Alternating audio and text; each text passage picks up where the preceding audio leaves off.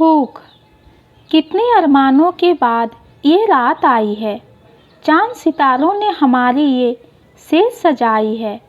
नशीले बदन ने दिल में हलचल मचाई है। दोनों के बीच में क्यों ये पर्दा हल जाई है। सुहागरात पर रोमा का घूंघट उठाने को बेताब विकास ने जब ये लाइनें सुनाया तो रोमा शर्मा गई और उसने अपना चेहरा अपने दोनों हाथों में छिपा लिया। विकास के दिल की धड़कन और बढ़ने लगी। उसने जबरन रोमा के दोनों हाथ उसके चेहरे से हटाया तो रोमा का गोरा मुखड़ा झीने घूंघट से चमकते चांद की तरह दिखाई दिया। रोमा पूनम के चांद की तरह खूबसूरत थी। उसे देखकर विकास धन्य हो गया था। उसे लगा कि उसकी साधना आज सफल हो गई है। उसने धीरे धीरे रोमा का घूंघट उठा दिया। रोमा ने शर्मा कर चेहरा अपने घुटने में छिपा लिया। आधी रात इसी छीना झपटी में गुजर गई थी। विकास की बेचैनी बढ़ती जा रही थी, लेकिन रोमा उसे हाथ रखने ही नहीं दे रही थी। आखिर विकास को कहना पड़ा, ऐसे क्यों तरसाती हो रोमा डार्लिंग? आधी रात बीत चुकी है। अगर ऐसे ही रहा तो ये सुहागरात कहीं वियोग रात ना बन जाए। उसने एक गहरी सांस ली।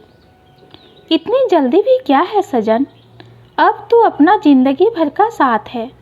पहली रात तो जान पहचान और हंसी मजाक में ही गुजारनी चाहिए। बाकी काम कल कर लेंगे। रोमा एक गहरी मुस्कान बिखेर कर लाइट बंद कर सो गई। बेचारा विकास अपना सिर दीवार से फोड़कर रह गया। दूसरे दिन विकास ऑफिस चला गया। जब घर वापस आया तो देखा कि रोमा की छोटी बहन घर आई हुई है। अरे तुम कब आई रिया? दोपहर में ही आई हूँ जीजू। लगता है हमें यहाँ देखकर आपको खुशी नहीं हुई। रिया एक मादक अदा के साथ बोली। अरे नहीं, बहुत खुशी हुई तुम्हें यहाँ देखकर। तुम्हारी दीदी कहीं दिखाई नहीं दे रही है। कहीं गई है क्या? हाँ जीजू, आज उनके पेट में अचानक बहुत दर्द हो रहा था, इसलिए वे हमारे घर आई थी और मुझे आपकी सेवा के लिए भेज दिया। रिया विकास पर गहरी मुस्कान उधेलते हुए बोली। ये अचानक पेट में दर्द कैसे हो गया और बताकर भी नहीं गई तुम्हारी दीदी? विकास को थोड़ा आश्चर्य हुआ। जीजू, लड़कियों के पेट में दर्द अचानक ही होता है। आपके घर में ना तो आपकी मम्मी है और ना ही आपकी कोई बहन है, इसलिए लड़कियों वाली बातें आपको पता नहीं हैं। लड़कियों के पेट में हर महीने दर्द उठता ही है। पर आप चिंता ना करें, मैं आपकी सेवा के लिए हूँ ना, सब तरह की सेवा करूँगी। रिया की बातों में गहरा अर्थ छुपा हुआ था, जिसे विकास समझ नहीं पाया था। अच्छा ठीक है, अभी तो एक कप चाय पिला दो, तब तक मैं कपड़े बदल लेता हूँ। विकास कपड़े बदलने के लिए अपने बेडरूम में चला गया। उसने पैंट और शर्ट उतार दिए थे और कुर्ता पैजामा पहनने ही वाला था कि कमरे में रिया दनदनाती हुई आ गई। उसे देखकर विकास एकदम से असहज हो गया और शर्मा कर वहीं फर्श पर बैठ गया। इसमें शर्माने की ज़रूरत नहीं है जीजू, हम आपकी साली हैं और आप तो जानते ही हैं कि साली आधी घरवाली होती है। आप हमें पूरी भी समझ सकते हैं, रिया ने बाईं आंख मार कर कहा था। इस पर विकास उखड़ गया और कहने लगा, पहले कमरे से बाहर जाइए साली साहिबा और जल्दी से चाय पिलाइए। जाते हैं, हम तो यह पूछने आए थे कि चाय में शक्कर कितनी डालें। रिया अपमानित होकर बोली, जितनी डालनी हो डाल देना, पर यहाँ से दफा हो जाओ। विकास गुस्से से बोला। रात को विकास जब अपने बेडरूम में कुछ काम कर रहा था, तब रिया दूध का गिलास लेकर उसके पास आई। उसे अपने बेडरूम में देखकर विकास चौंक गया। तुम और यहाँ, और ये रोमा की नाइटी क्यों पहनी है तुमने?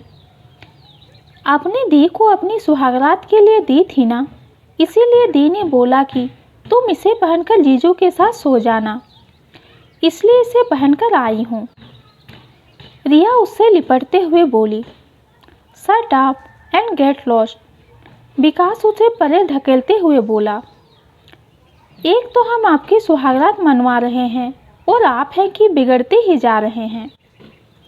हम तो देखे कहने के अनुसार ही कह रहे हैं ये सब। रिया अपने जुल्फे विकास के ऊपर बिखेरते हुए बोली, परे हट नागिन, नहीं तो मैं तुझे थप्पड़ मार दूंगा। विकास का हाथ थप्पड़ की मुद्रा में तन गया था।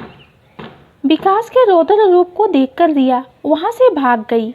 दूसरे दिन रिया अपने घर वापस आ गई। उसे देखकर उसके घरवाले चौंक गए। अरे, इतनी जल्दी कैसे आ गई तू? उसकी माँ शीला बोली, हम क्या करते, जीजू ने भगा दिया हमें। रिया पैर पटकते हुए बोली, काम हुआ कि नहीं? रिया के पापा रमन ने पूछा। कैसे होता, उसने कमरे में घुसने ही नहीं दिया। हमने तो बहुत कोशिश की उसके साथ सोने की, मगर उसने हाथ रखने ही नहीं दिया। रिया रुआसी होकर बोली, इतना छोटा सा काम नहीं हुआ तुझसे? तू तो बहुत होशियार बनती है ना। एक जवान मर्द को फांस नहीं पाई और यहाँ भागकर आ गई। सारा खेल खराब कर दिया तूने। अब कैसे करेंगे उसे ब्लैकमेल? रमन गुस्से से बोला। मैंने तो अपना काम बखूबी कर दिया है। पिछली शादी की तरह ही मैंने तो उसे छूने भी नहीं दिया और बेदाग होकर भाग आई। बाकी काम आप लोगों का है। अब तुम जानो तुम्हारा काम जाने। रोमा बोल पड़ी। पिछली शादी पर तो रिया ने रोहित को फंसा लिया था और वीडियो भी बना लिया था। जब रोहित को वो वीडियो दिखाया तो उसके होश उड़ गए। रिया अभी 15.5 साल की है, इसीलिए रोहित पर पोस्को एक्ट में केस चलाने की धमकी देकर उससे 5 लाख रुपये वसूल कर लिए थे और आगे भी करते रहेंगे। हमने निशा की शादी विकास से रोमा नाम से इसलिए की थी कि रिया उसे भी रोहित की तरह फांस लेगी और इससे भी 5-10 लाख रुपये वसूल कर लेंगे। पर विकास हमारे फंदे में नहीं फंसा। अब परसों निशा को एक और लड़की आकाश को दिखाना है। उसे मैंने निशा का नाम दीपा बताया है। कल हमें एक आलीशान फ्लैट में चलना है जो मैंने 1 महीने के लिए 1 लाख रुपये किराए पर लिया है। हम लोग 1 महीने के अंदर निशा की शादी कर देंगे, फिर आकाश को भी रिया फांस लेगी। आकाश बहुत अमीर आदमी है। अगर वो फंस गया तो फिर जिंदगी भर के लिए और किसी को फंसाने की ज़रूरत नहीं रहेगी। रमन ने भावी योजना सबको बता दी थी। पर इस विकास का क्या करें? शीला बोली, उसका भी बंदोबस्त कर दूंगा। पहले आकाश को फंसाने के लिए कल फ्लैट में चलते हैं, वहाँ दीपा को दिखाते हैं। उन लोगों ने अगर इसे पसंद कर लिया तो वे कल ही लाखों रुपये के गहने इसे रोका के नाम से दे देंगे। रमन की योजना के अनुसार सारा काम संपन्न हो गया। आकाश को दीपा उर्फ रोमा उर्फ निशा पसंद आ गई और उसे एक हीरो का हार रोके में दे दिया। शादी का मुहूर्त 20 दिनों बाद निकलवा लिया रमन ने। इसके बाद रोमा वापस विकास के घर वापस आ गई। विकास बहुत खुश हुआ। उसने रोमा को बाहों में भर लिया और चुम्बनों की झड़ी लगा दी। लगता है जनाब को बहुत भूख लगी है, रोमा मुस्कुराते हुए बोली। सच में बहुत भूख लग रही है। सामने थाली सजी हुई है, तो बताओ कैसे सब्र करें हम? विकास अधीरता से बोला। बस आज रात का और सब्र कर लीजिए सनम, कल पूरे 56 भोग मिलेंगे आपको। रोमा कनखियों से देखकर मुस्कुराते हुए बोली। कल क्यों, आज ही क्यों नहीं? मुझसे अब और नहीं रहा जाता। विकास उसे गोदी में उठाकर बोला। आज 5वां दिन है ना, भूल गए आप? अभी पूरी तरह से शुद्ध नहीं हुए हैं हम। कल बाल धो लेंगे तो शुद्ध हो जाएंगे, फिर सारी कसर निकाल लेना। रोमा पलंग के एक कोने में आंख बंद करके सो गई। विकास आज फिर से हाथ मलता रह गया। अगले दिन जब विकास ऑफिस से घर आया तो देखा कि रोमा घर पर नहीं है। उसने बाबूजी मोहन जी से पूछा, रोमा कहाँ गई? उसकी मम्मी का फ़ोन आया था, वह बाथरूम में फिसल गई बताई, इसलिए मुझसे कहकर चली गई। उसकी छोटी बहन रिया यहाँ घर संभालने आ गई है, बाबूजी ने कहा। वो क्यों आई है यहाँ? किसने बुलाया है उसे? अरे इतना गर्म क्यों हो रहा है? पीछे से घर संभाल लेगी वो, और क्या। बाबूजी आप नहीं जानते हैं कि कैसी लड़की है वो। अब मैं आपको कैसे समझाऊं? आप उसे जल्दी से जल्दी निकाल दो यहाँ से, इसी में हमारी भलाई है। यह कहकर विकास अपने कमरे में चला गया और अंदर से कुंडी बंद कर ली। दूसरे दिन विकास को महसूस हुआ कि दाल में कुछ काला है। शीला घर से कुछ सामान लेकर ऑटो से फ्लैट में आ गई थी। विकास दूर से उसका पीछा कर रहा था। अगले दिन विकास सुबह से ही उस फ्लैट के बाहर आ धमका। उसने रोमा और उसके भाई को वहां से निकलते देख लिया था। वे दोनों मोटरसाइकिल पर कहीं जा रहे थे। विकास भी उनके पीछे पीछे चल दिया। एक घर के सामने उनकी मोटरसाइकिल रुकी और वे दोनों उस घर में चले गए। करीब आधे घंटे के बाद वे दोनों वापस आ गए। तब विकास उस घर में गया। दरवाज़ा एक युवक ने खोला। विकास ने उससे पूछा, रोमा यहाँ क्यों आई थी? कौन रोमा? अभी एक लड़की के साथ आई थी ना वो? अच्छा वो लड़की, उसका नाम तो निशा है, रोमा नहीं। अब विकास का माथा ठनका। एक लड़की के दो नाम कैसे हो सकते हैं? फिर वो बोला, कोई बात नहीं, वो रोमा ना सही, निशा सही, पर वो आई क्यों? आपका उससे क्या संबंध है? वो लड़का कुछ सोचकर बोला, आप कौन हैं और ये सब बातें आप मुझसे क्यों पूछ रहे हैं, और मैं आपको क्यों बताऊं? वो लड़की मेरी पत्नी है महाशय, इसीलिए। विकास उत्तेजित होकर बोला। यह सुनकर उस लड़के को हंसी आ गई। उसने हंसते देखकर विकास को बहुत आश्चर्य हुआ और कहने लगा, इसमें हंसने की क्या बात है? वो मेरी भी पत्नी है। उसने भयानक बम विस्फोट करते हुए कहा। विकास का मुंह यह सुनकर खुला का खुला रह गया। यह कैसे हो सकता है? विकास चिल्लाया। चिल्लाओ मत और दफा हो जाओ यहाँ से। उस लड़के ने फटाक से दरवाज़ा बंद कर लिया। विकास आसमान से गिरा और खजूर में अटक गया था। यह लड़का एकमात्र स्रोत था जो रोमा की हकीकत जानता था और वह सब कुछ बता सकता था। इसलिए इससे राज खुलवाने बहुत ज़रूरी लगा विकास को। अपने मतलब के लिए तो गधे को भी बाप बनाना पड़ता है, विकास ने सोचा। विकास ने मिस्र से मीठी आवाज़ में कहा, दोस्त, हम दोनों एक ही नाव में सवार हैं, इसलिए डूबेंगे तो दोनों डूबेंगे और बचेंगे तो दोनों बचेंगे। पता नहीं मैं आपकी कुछ मदद कर पाऊँ या नहीं, पर आप मेरी मदद अवश्य कर सकते हैं। दोस्त, बस इतनी सी गुजारिश है कि आप जो भी रोमा के बारे में जानते हो वो मुझे बता दो। बस मुझे और कुछ नहीं चाहिए। हो सकता है कि मैं आपकी बताई बातों से कुछ फ़ायदा उठा लूँ। विकास गिड़गिड़ाने लगा। उस युवक को भी विकास पर दया आ गई और उसने दरवाज़ा खोलकर विकास को अंदर बुला लिया और सोफे पर बिठाकर बोला, निशा का पूरा परिवार फ्रॉड है। ये सब मिलकर लोगों को बेवकूफ़ बनाते हैं। मेरा नाम रोहित है। 1 महीने पहले निशा से मेरी शादी हुई थी। अगले ही दिन वो अपने पीहर चली गई और अपनी छोटी बहन को मेरे घर भेज दिया। साली, उसकी छोटी बहन ने मुझे फंसा लिया और एक आपत्तिजनक वीडियो बना लिया। बस उसी दिन से यह सब मुझे ब्लैकमेल कर रहे हैं। 5 लाख तो पहले ले चुके हैं, आज 1 लाख और लेकर गए हैं।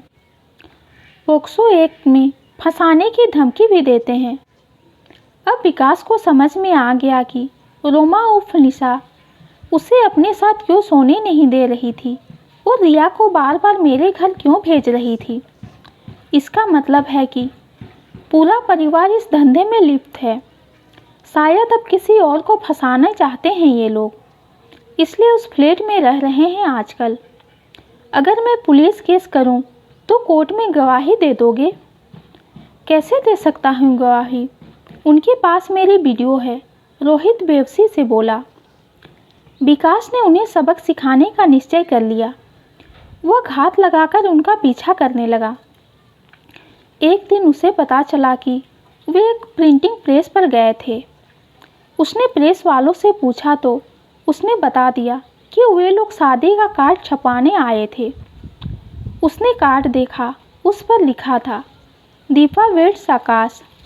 अब विकास को सब कुछ समझ में आ गया कि रोमा की तीसरी शादी आकाश के साथ होने जा रही है। वह एक कार्ड ले आया और वो आकाश के पते पर चला गया। वहाँ पर उसने देखा कि आकाश एक बहुत ही अमीर आदमी है और उसके घर में शादी की तैयारी हो रही है। विकास एक इवेंट मैनेजर बनकर आकाश से मिला और बातों बातों में उसे पता चल गया कि आकाश की शादी रोमा से ही हो रही है। कार्ड में दीपा नाम लिखा है और मम्मी पापा का नाम भी कुछ और है। इतने सबूत बहुत थे एफआईआर के लिए। वह घर आया और घर पर उसने बाबूजी को सारी बातें बता दी। रोमा के फ्रॉड होने की जानकारी भी दे दी। बाबूजी ने इतना ही कहा, जो तेरी मर्जी में आए वो कर, पर अभी तो आराम कर ले, मैं तेरे लिए चाय बनाकर लाता हूँ। अगले दिन सुबह जब विकास घर में नहीं दिखा तो बाबूजी ने हल्ला मचाया, मगर विकास कहीं हो तो दिखाई दे। तब बाबूजी ने उसमें गुम होने की रिपोर्ट थाने में लिखा दी। पुलिस उसे ढूंढने निकल पड़ी। रास्ते में पुलिस की गाड़ी के चालक को लघु शंका हुई तो वो सड़क के किनारे सरसों के खेत में शंका निवारण हेतु गया तो वहाँ पर एक लाश देखकर वो घबरा गया। पूरा स्टाफ वहाँ पर आ गया और उस लाश के फोटोग्राफ लेकर थाने में दे दिए और अखबारों में भी लवारिस लाश के रूप में छपवा दिए।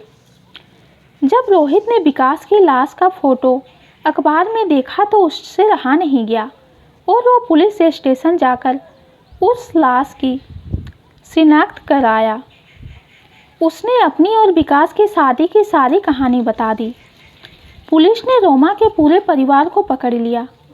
रमन के परिवार ने झूठी शादी करके रिया के जबरन ब्लैकमेल करना तो कबूल कर लिया, मगर विकास की हत्या करना कबूल नहीं किया। विकास की हत्या एक पहेली बनी हुई थी। इंस्पेक्टर साहब ने सबके मोबाइल जब्त कर लिए। रिया के मोबाइल से रिया और रोहित का वीडियो मिला।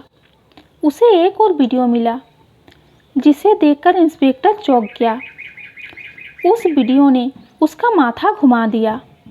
वो अपनी टीम लेकर उस व्यक्ति के घर पहुंच गया जिसका वीडियो था और उसे थाने ले आया। इंस्पेक्टर ने उस व्यक्ति से कहा, देखिए, हम अहिंसा के पुजारी हैं, इसलिए सारी बातें सच सच बता दीजिए, वरना हम अहिंसा के इतने भी पुजारी नहीं हैं कि तुम्हारी हड्डी पसली सही सलामत छोड़ दे। अब तुम खुद सोच लो कि हमें अहिंसा का पुजारी बने रहने दोगे या आधा अधूरा। इन बातों से वो आदमी टूट गया और फूट फूट कर रोने लगा। वह व्यक्ति विकास का बाप मोहन जी ही था। वह कहने लगा, जब विकास 10 साल का था तब इसकी माँ चल बसी। हमने ही इसे माँ और बाप का प्यार दिया था। विकास होनहार लड़का था, इसलिए पढ़ लिख कर नौकरी करने लगा। हमने उसकी शादी रोमा से कर दी। रोमा के घर में बार बार समस्या आने के कारण रोमा मायके चली जाती थी और अपनी छोटी बहन रिया को भेज देती थी। पता नहीं क्यों विकास रिया को पसंद नहीं करता था। एक दिन रोमा पीहर गई थी और विकास भी घर में नहीं था। तब रिया आई और बोली, बाबूजी, दी ने मुझे आपका ध्यान रखने को भेजा है, पर जीजू मुझे पसंद नहीं करते हैं, तो आप ही बताइए मैं क्या करूं। मैं उससे कह दिया कि तू घर का काम कर ले और विकास के आने से पहले तू यहाँ से चली जाना। तब तक मुझे पता नहीं था कि रोमा का पूरा परिवार फ्रॉड है। रिया घर का काम करके बाथरूम में नहाने चली गई। मैं जब अपने कमरे में गया तो अपने बाथरूम में रिया को नग्न अवस्था में दरवाज़ा खोलकर नहाते देखकर दंग रह गया। मैं पिछले 15-16 सालों से किसी औरत को छुआ भी नहीं था, इसीलिए रिया को उस हाल में देखकर मुझे भूख लगाई। रिया ने मुझे उसे नहाते हुए देखकर कहा, चोरी चोरी क्या देखते हो, खुलकर देखो ना। और वो मुझे बाथरूम में ले गई। खुद ने ही मेरे कपड़े निकाल दिए और फिर हम दोनों खूब नहाए। फिर वो मुझे बिस्तर पर ले आई और मुझे जी भरकर खाना खिलाया। मेरी सारी भूख मिट गई थी। तब हम दोनों ने कपड़े पहने और वो मुझे वीडियो दिखाने लग गई। वीडियो को देखकर मुझे उसके षड्यंत्र का पता चला, लेकिन तब तक बहुत देर हो चुकी थी। उसने 1 लाख रुपये की मांग रख दी थी। अब मेरे पास में और कोई विकल्प बचा ही नहीं था। मरता क्या न करता वाली कहावत लागू हो रही थी मुझ पर। झक मारकर मुझे 1 लाख रुपये देने पड़े उसे। एक दिन जब विकास ने मुझसे कहा कि रोमा का पूरा परिवार फ्रॉड है और वे लोग रोमा की एक और शादी कराने जा रहे हैं, तब मुझे उनकी असलियत पता चली थी। विकास ने पुलिस में जाकर रिपोर्ट दर्ज कराने की बात की तो मैं बहुत डर गया था कि अब मेरा भांडा फूटने वाला है।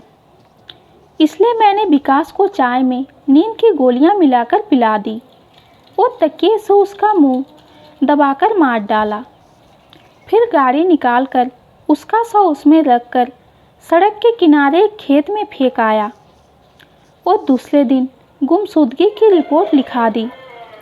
मुझे यकीन नहीं था कि मैं पकड़ा जाऊंगा, मगर भाग्य में तो जेल लिखी थी। अब पछताने से क्या होता है। मैंने जरा से सुख के लिए सारी उम्र की तपस्या भंग कर दी थी। मेरा अपराध माफ़ी होके नहीं है। सच ही कहा है किसी ने कि काम की भूख सबसे खतरनाक होती है।